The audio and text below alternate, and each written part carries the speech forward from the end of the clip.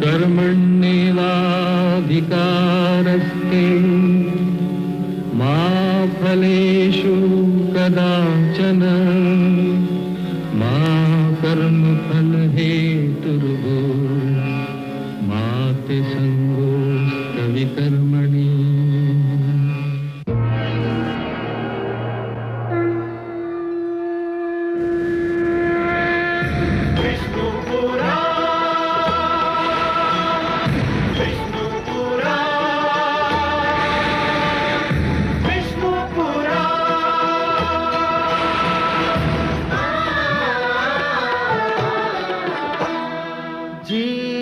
ज्ञान ब्रह्म ज्ञान अथ श्री विष्णु पुराण ओम की कथा महान जय श्री विष्णु पुराण विष्णु पुराण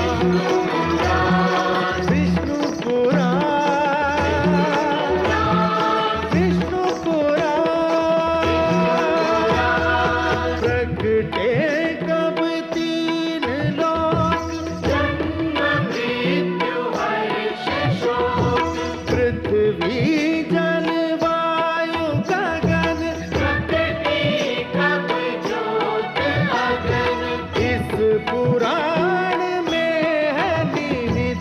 जप तप और योग ध्यान विष्णु पुराण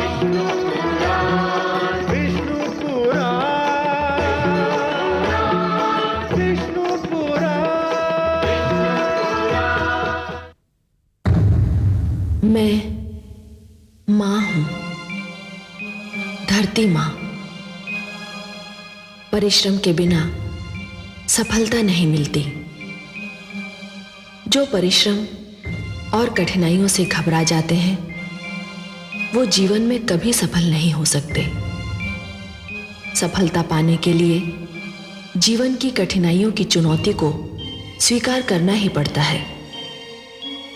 भगवान शिव ने भी जब देवराज इंद्र और दैत्य गुरु शुक्राचार्य के सामने एक अनोखे और कठिन अनुष्ठान का प्रस्ताव रखा और कहा कि संजीवनी मंत्र उसी को मिलेगा जो इस अनुष्ठान को पूरा कर दिखाएगा, तो देवराज इंद्र घबरा गए। किंतु दैत्य गुरु ने इस चुनौती को स्वीकार कर लिया। सत्य यह है कि किसी भी कठिन कार्य को करने के लिए दृढ़ निश्चय और निष्ठा की आवश्यकता होती है, जो दैत्य गुरु शुक्राचार्य के पास थी। भगवान विष्णु ये जानते हुए भी कि दैत्य गुरु शुक्राचार्य का उद्देश्य अनुचित है, उनकी निष्ठा देखकर उनकी प्रशंसा किए बिना न रह सके।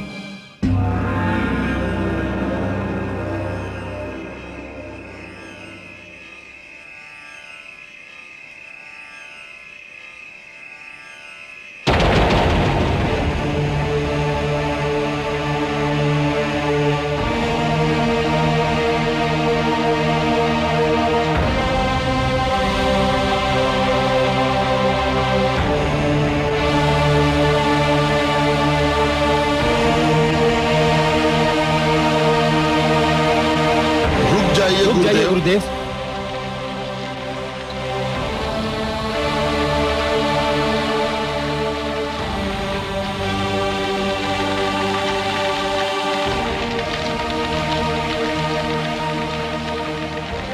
क्या बात है? गुरुदेव, हम लोग समस्त दानव लोक की ओर से एक विनती लेकर आए हैं।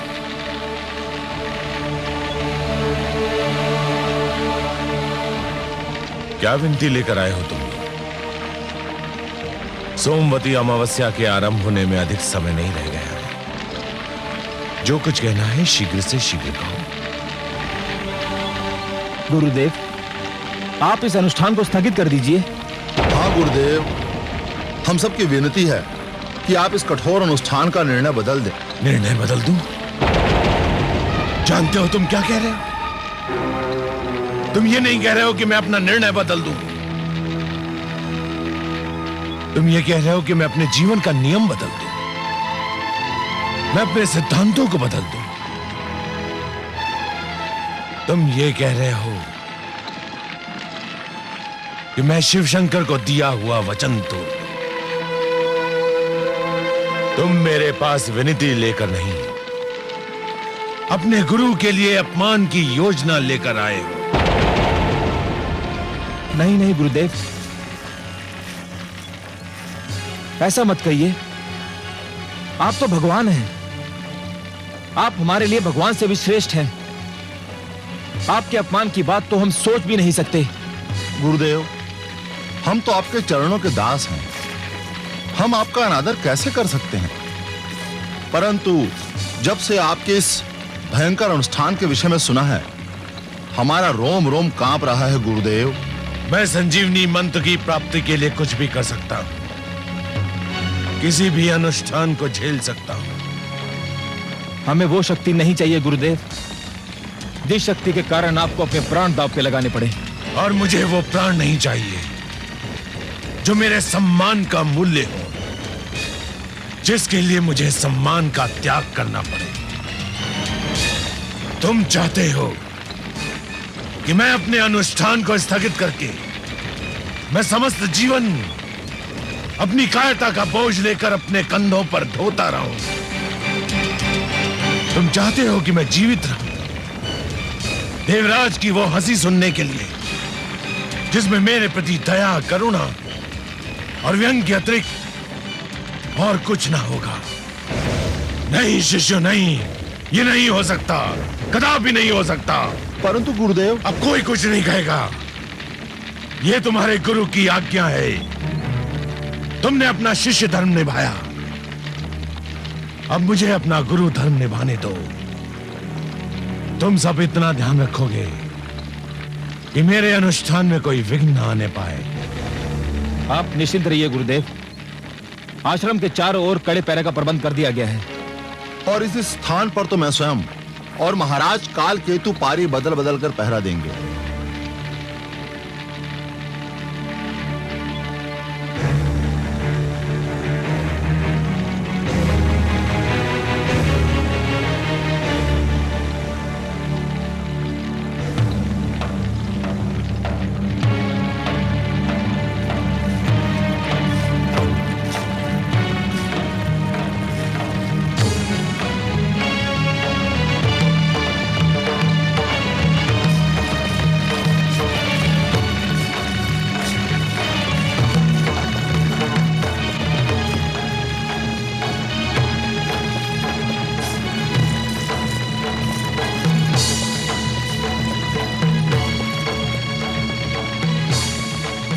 पत्तियों को अग्नि दो काल केतु।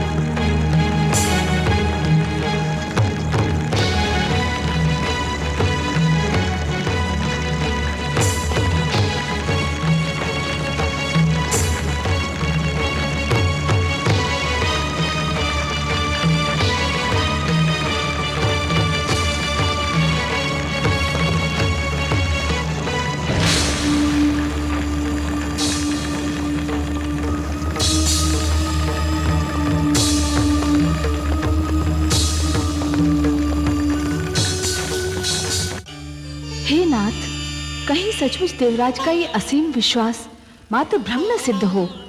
दैत्य गुरु शुक्राचार्य को अपने अनुष्ठान के आरंभ में कुछ कठिनाइयां अवश्य हुई, किंतु अब वे धुएं का पान इतनी सरलता से कर रहे हैं जैसे कोई शिशु दुग्ध पान करता है। ये संकल्प की शक्ति है महादेवी। जब कोई व्यक्ति किसी कार्य को करने के लिए दृढ़ संकल्प कर लेता है तो पर्वत भी उसके सामने राई के समान हो जाता है। फिर कोई भी बाधा उसका मार्ग नहीं रोक सकती। हे महादेवी, जब एक छोटा सा झरना संकल्प कर लेता है तो चट्टानों की छाती चीर कर बाहर निकलता है। जब एक नन्हा सा बीज उगने का संकल्प करता है तो पथरीली धरती से बाहर फूट कर निकलता है। मानव के मन में असंख्य शक्तियां भरी हैं महादेवी, और इन सारी शक्तियों में महानतम शक्ति है संकल्प। संकल्प असंभव को भी संभव बना सकता है। इसका अर्थ तो ये हुआ कि देवलोक पर कोई महान संकट आने वाला है। निस्संदेह देवराज इंद्र के लिए समस्या अब और गंभीर हो सकती है महादेवी। दैत्य गुरु शुक्राचार्य का अभियान यदि सफल हो गया तो ऐसी घटनाएं घटित होंगी जिनसे सारी सृष्टि संकट में पड़ जाएगी। तीनों से बच कर रहे, शत्रु रोग अंगार, क्या जाने ये किस घड़ी ले ले क्या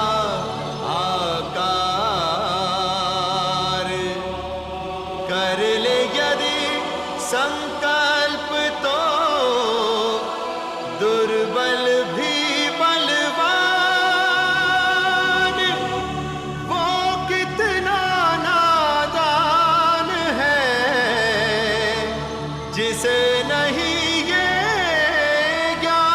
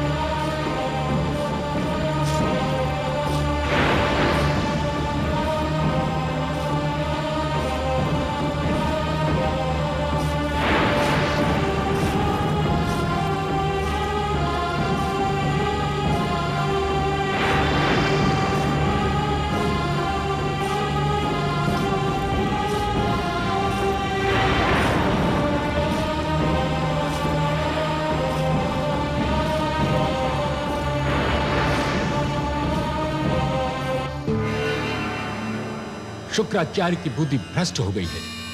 भला ऐसा अनुष्ठान किसी मानव के लिए संभव है? देवराज, अच्छा हुआ आप पीछे हट गए। ये अनुष्ठान तो प्राणदान का दूसरा नाम है। 1 वर्ष का अभियान है देवराज। यदि 1 सप्ताह भी पूरा हो जाए तो समझे चमत्कार हो जाएगा। 1 सप्ताह, बस 1 सप्ताह में आप सुन लेंगे कि दैत्य गुरु शुक्राचार्य और उनका अनुष्ठान दोनों वीर गति को प्राप्त हुए। नारायण नारायण।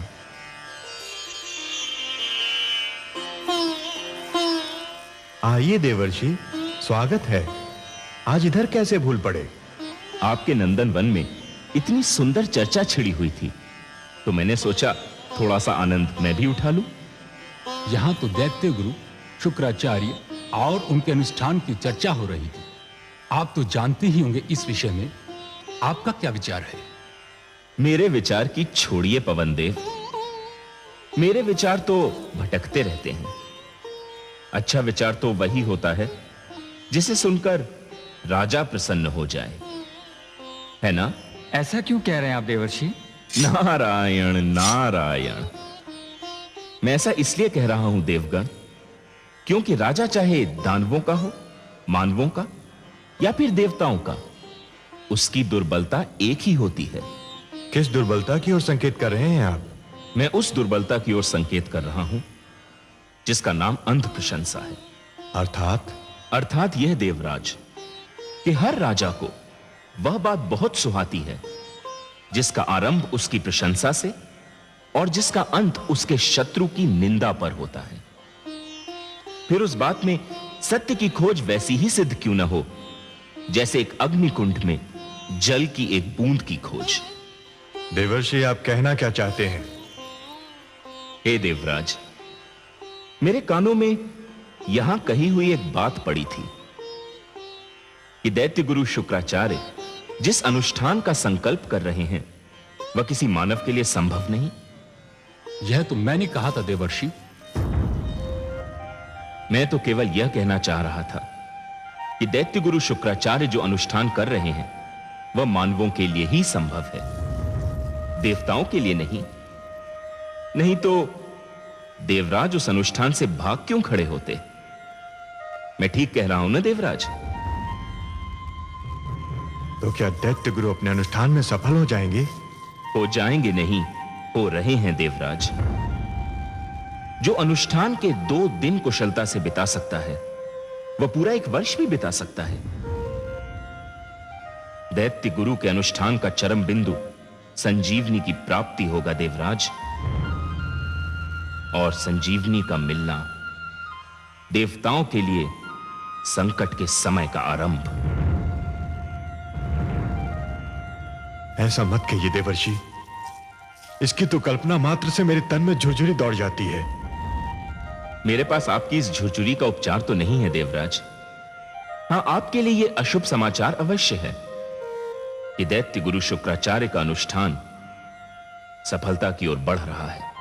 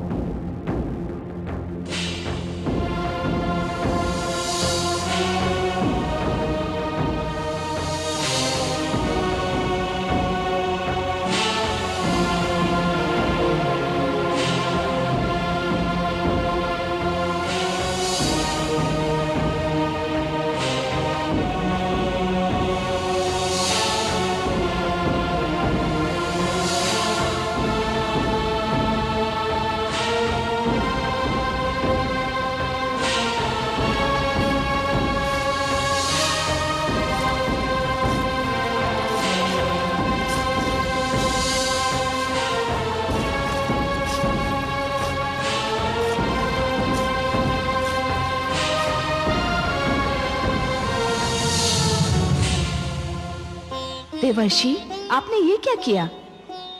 क्या किया मैंने माते? आपने सनसनी फैलाकर समस्त देवलोक में भय का वातावरण उत्पन्न कर दिया। सत्य के प्रदर्शन को आप सनसनी कह रही हैं माते? मैंने देवलोक में सनसनी नहीं फैलाई। देवराज इंद्र अपनी अंध प्रशंसा से भ्रमित हो रहे थे। मैंने तो केवल सत्य कहकर उन्हें सावधान करना चाहा था, भयभीत नहीं। माते, आप तो जानती ही हैं कि बातें दो प्रकार की होती हैं।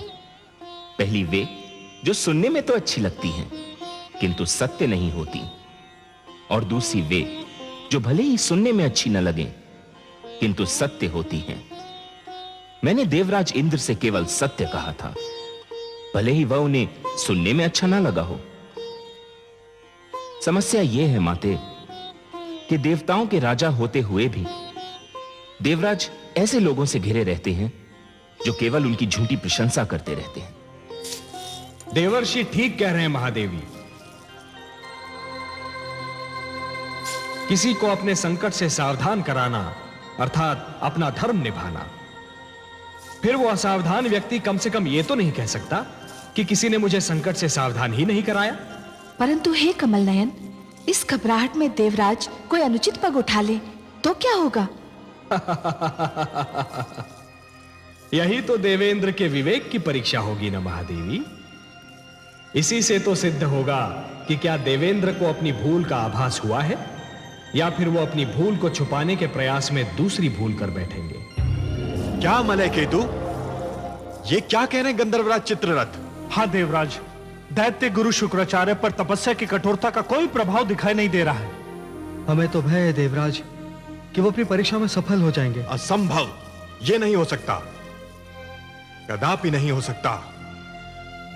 रक्षिता, ऋताची, ऋतुपर्णा, आज्ञा देवराज। दैत्य गुरु शुक्राचार्य का अभियान सफल हो गया तो समस्त देव और मानव संस्कृति घोर संकट में पड़ जाएगी। शीघ्र धरती पर जाओ और किसी भी प्रकार उनके अनुष्ठान को विफल करो। उनका ध्यान अपनी ओर आकर्षित करो और उनकी तपस्या में विघ्न डाल दो। जाओ, मेरी आज्ञा का पालन करो। रक्षिता, ऋताची, ऋतुपर्णा, तुम सब चुप क्यों हो? क्या मैं तुम्हारे मौन का यह अर्थ लूं कि तुम्हें अपने अधिपति की आज्ञा स्वीकार नहीं? हमें इतना साहस नहीं देवराज, परंतु क्या? हमें दैत्य गुरु शुक्राचार्य से भय लगता है। भय? क्यों भय लगता है? दैत्य गुरु महान विद्वान और तेजस्वी हैं, वो हमें श्राप दे सकते हैं। और उनके श्राप से तो कोई भी मुक्ति नहीं दिला सकता। देवराज, आप ही नहीं।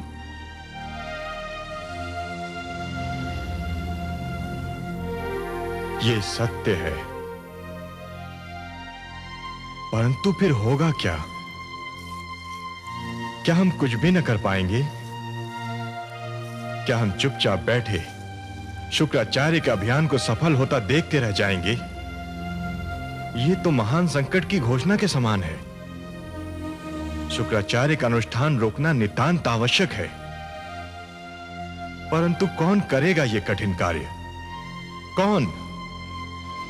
कौन रोकेगा यह अभियान? मैं करूंगी पिताश्री, मैं रोकूंगी दैत्य गुरु शुक्राचार्य का अभियान। जयंती, मेरी पुत्री, तुम? हाँ पिताश्री, मैं धरती पर जाऊंगी और शुक्राचार्य का अनुष्ठान विफल कर दूंगी। तुम जाओगी? नहीं, यह कदापि नहीं हो सकता। मैं तुम्हें जाने की अनुमति नहीं दे सकता। क्यों पिताश्री, क्यों नहीं दे सकते? इसलिए कि तुम मेरी पुत्री हो।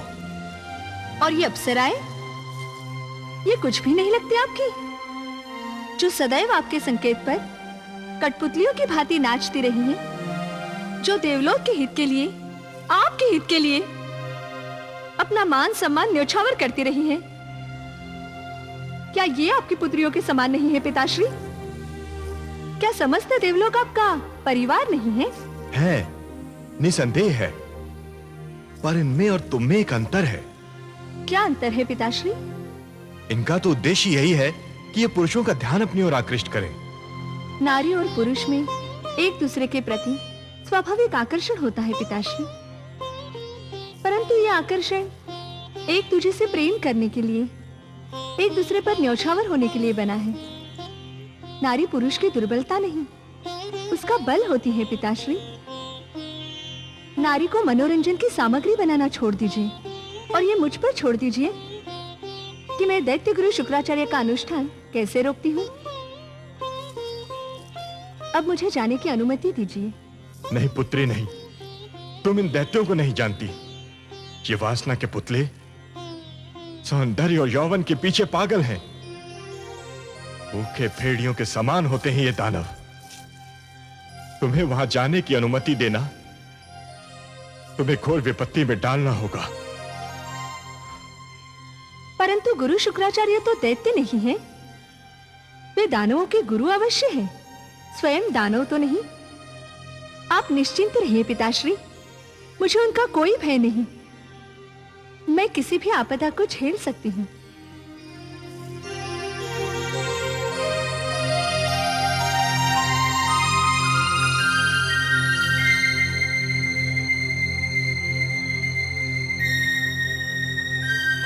हे सर्वेश्वर, ये घटना तो बहुत विचित्र मोड़ ले रही है। अब तो देवराज इंद्र की पुत्री जयंती भी इस भयंकर खेल में कूद पड़ी है। भय महादेवी, भय। जो भी हो रहा है उसका कारण देवराज इंद्र का भय ही है। यदि भूल का आभास समय पर ना हो तो वो भूल एक दिन भय में परिवर्तित हो जाती है। देवराज इंद्र को अब आभास हुआ है कि अपने अभिमान में उन्होंने दैत्य गुरु शुक्राचार्य की शक्ति का अनुमान नहीं लगाया था। अब उन्हें यह भय भी हो रहा है कि देवराज के हाथ से यह देवलोक की सत्ता छिन जाएगी। सत्ता छिन जाने का भय विवेक को नष्ट कर देता है। परंतु हे नारायण, जयंती को इस भयंकर खेल में कूदने की क्या आवश्यकता थी? इसका कारण भी भय है देवी। जयंती को यह भय है कि कहीं उसके पिता का सम्मान नष्ट न हो जाए। यद्यपि परिवार के सम्मान के लिए परिवार की यह एकता सराहनीय है, परंतु शुक्राचार्य के अनुष्ठान को भंग करने का निर्णय कदापि सराहनीय नहीं है। यह एक अनुचित कार्य होगा देवी। जिस प्रकार एक शिशु को जब अंगारे की चमक आकर्षित करती है, तब उसे यह ज्ञान नहीं होता कि अंगारा छू लेने से उसका हाथ भी जल सकता है, उसी प्रकार जयंती को भी आज यह ज्ञान नहीं है कि जिस अग्नि से वो खेलने जा रही है, उसकी लपटें उसकी अंतरात्मा को भी छू सकती है। तो क्या जयंती इस खेल में हार सकती है देवेश्वर? हार और जीत में अंतर करना कभी कभी कठिन हो जाता है महादेवी।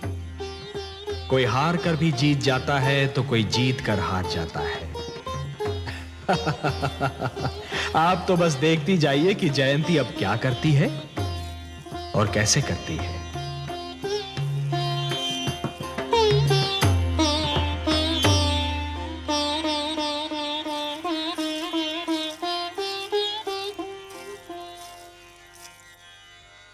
पुत्री, तुम्हारा निर्णय सर्वथा अनुचित है। क्यों माताश्री? तुम्हें इस भयंकर खेल में कूदने की कोई आवश्यकता नहीं थी। क्या मैं इसका कारण जान सकती हूँ? कारण यह है कि तुम मेरी पुत्री हो, कन्या हो, और कन्याओं को इन बखेड़ों में नहीं पड़ना चाहिए। माते, मुझे आश्चर्य हो रहा है कि आप परिवार के सम्मान को बखेड़ा कह रही हैं। कुछ भी हो, कन्याओं के लिए कुछ सीमाएं बनाई गई हैं, और उन सीमाओं से बाहर निकलना उनके लिए अच्छा नहीं होता। तो आप ही यही समझती हैं, कन्याएं दुर्बल और तुच्छ होती हैं। जो काम पुत्र कर सकते हैं वो पुत्रियां नहीं कर सकती, या उन्हें नहीं करना चाहिए। आप भूल रही हैं माताश्री, परिवार के सम्मान की रक्षा केवल पुत्रों का कर्तव्य नहीं, पुत्रियों का भी कर्तव्य है। और यदि ना भी होता तो भी मैं ये कार्य अवश्य करती। क्यों? एक उदाहरण बनाने के लिए, ये बताने के लिए कि कन्याओं को अब आगे होना होगा। वे सारे कार्य करने होंगे जो अब तक केवल पुरुषों के लिए सीमित समझे जाते थे। पुत्री, तुम नहीं जानती तुम क्या कर रही हो। तुम दैत्य गुरु शुक्राचार्य की शक्ति को नहीं जानती। और माताश्री, आप मेरी क्षमता को नहीं जानती। मुझे अनुमति दीजिए।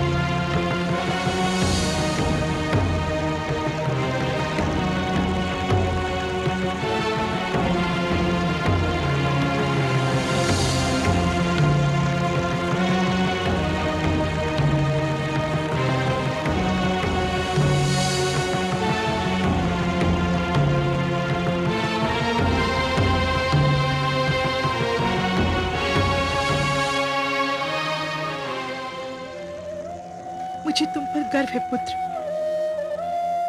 जो कार्य तुम कर रहे हो वो तुम्हारा नाम संसार में अमर कर देगा।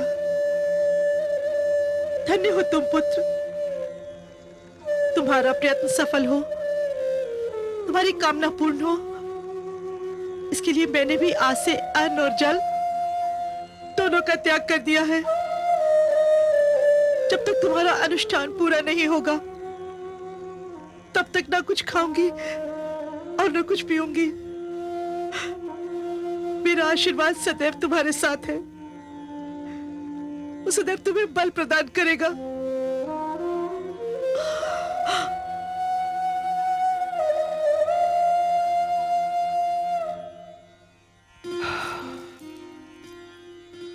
हे महादेवी, जानती हैं सृष्टि का सबसे सुंदर दृश्य क्या होता है? हाँ कमल नयन, वो दृश्य जिसे देखकर आपका मुख पुष्प की भांति खिल उठता है, वही दृश्य जो हमने अभी देखा। आपने ठीक कहा महादेवी, आपने मेरे मन की बात कह दी। जब मां अपने पुत्र का दुख बांटने का प्रयास करती है तो मुझे लगता है कि सृष्टि का निर्माण निरर्थक नहीं था। लगता है जैसे सृष्टि के निर्माण का उद्देश्य पूरा हो गया हो। हे कमल नयन, माता और संतान का संबंध सृष्टि का सबसे सुंदर और सबसे शक्तिशाली संबंध है। इतना शक्तिशाली संबंध तो पिता और पुत्र का भी नहीं होता। पुत्र पिता का अंश अवश्य होता है, किंतु माता का तो पुत्र विस्तार होता है। इसीलिए तो माता अपने पुत्र का दुख देख नहीं पाती। पुत्र का दुख, पुत्र का कष्ट माता के लिए स्वयं उसी का दुख, उसी का कष्ट बन जाता है। हाँ महादेवी, आपने माता और पुत्र के संबंध को एक सुंदर परिभाषा दे दी। सत्य कहा आपने, माता अपने पुत्र के कष्ट को अपना ही कष्ट समझती है। जिस प्रकार घटा धरती पर बरसने के लिए व्याकुल रहती है, जिस प्रकार एक पुष्प वातावरण में अपनी सुगंध फैलाने के लिए व्याकुल रहता है, उसी प्रकार एक माता भी अपने पुत्र पर हृदय का सारा प्रेम लुटाने के लिए व्याकुल रहती है। ममता इस सृष्टि की सुंदर भावना है। धन्य है ये माता। मैं ऐसी माताओं को प्रणाम करता हूं।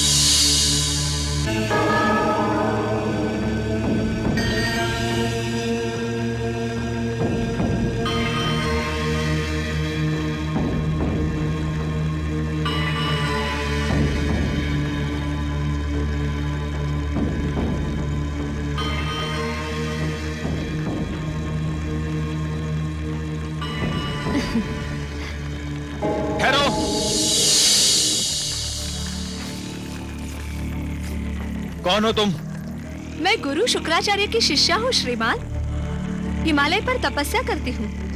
मुझे समाचार मिला कि मेरे गुरु अपने जीवन को दांव पर लगाकर अनुष्ठान कर रहे हैं, तो मैं उनके दर्शन को चली आई।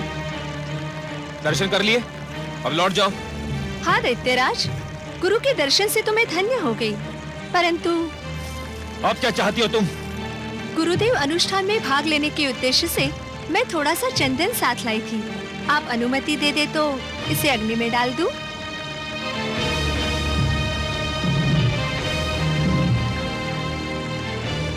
जो करना है शीघ्र करो और यहां से तुरंत चली जाओ।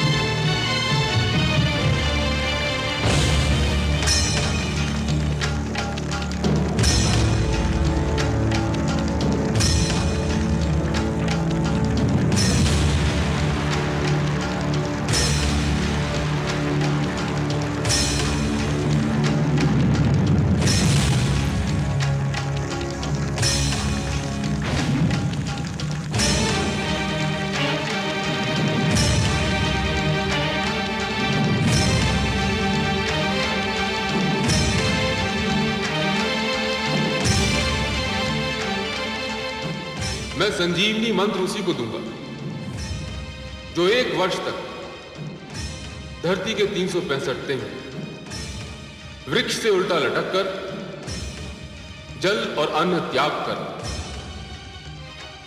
केवल जलती हुई पत्तियों का धुआं पीता रहा पूरे 1 वर्ष।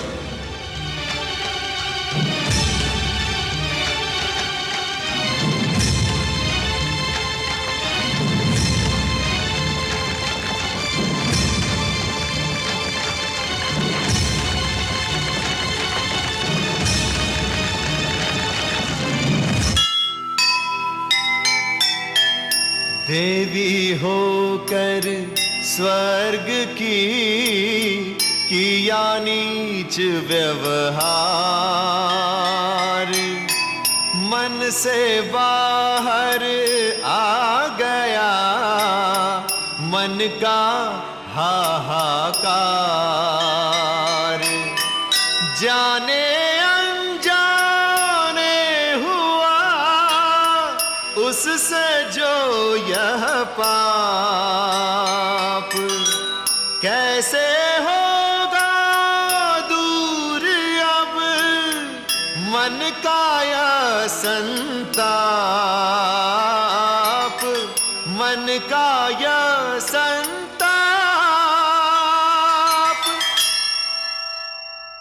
जो सुनेगा ये पुराण पाएगा सुख और ज्ञान, पाएगा सुख और ज्ञान। कर्म को ही धर्म जान, प्रेम की तू छेड़तान, प्रेम की तू छेड़तान। बीते युग बता रहे हैं, बीते युग बता रहे हैं, सत्य पथ पे चल